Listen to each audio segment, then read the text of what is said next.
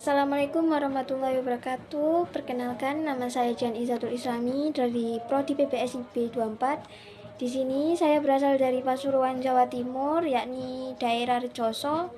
Bahasa daerah yang digunakan sehari-hari adalah bahasa Indonesia, bahasa Jawa, dan bahasa Madura.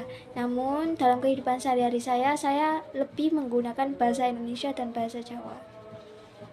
Di sini saya akan menjelaskan tentang politik bahasa nasional. Adalah kebijakan, pengarahan, perencanaan, ketentuan yang digunakan sebagai dasar pengelolaan masalah kebahasaan dan kesastraan di Indonesia.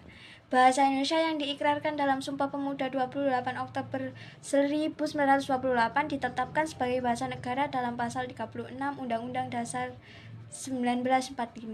Sebagai bahasa nasional, bahasa Indonesia berfungsi sebagai lambang kebanggaan nasional, identitas nasional, alat pemersatu berbagai kelompok etnis, dan alat komunikasi antar daerah.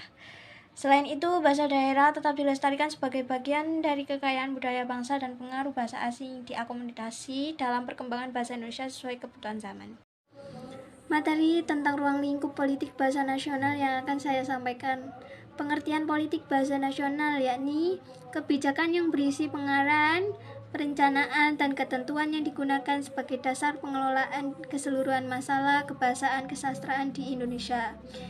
Adapun kedudukan fungsi bahasa Indonesia memiliki kedudukan sebagai bahasa nasional dan bahasa negara. Sebagai bahasa nasional, fungsinya meliputi 1. Lambang kebanggaan nasional, 2. Lambang identitas nasional, 3. Alat pemersatu berbagai kelompok etnis, 4. Alat komunikasi antar daerah dan antar budaya. Adapun sebagai bahasa negara, bahasa Indonesia berfungsi sebagai 1.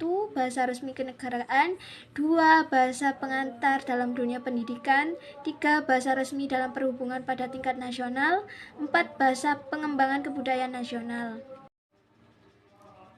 Poin 2.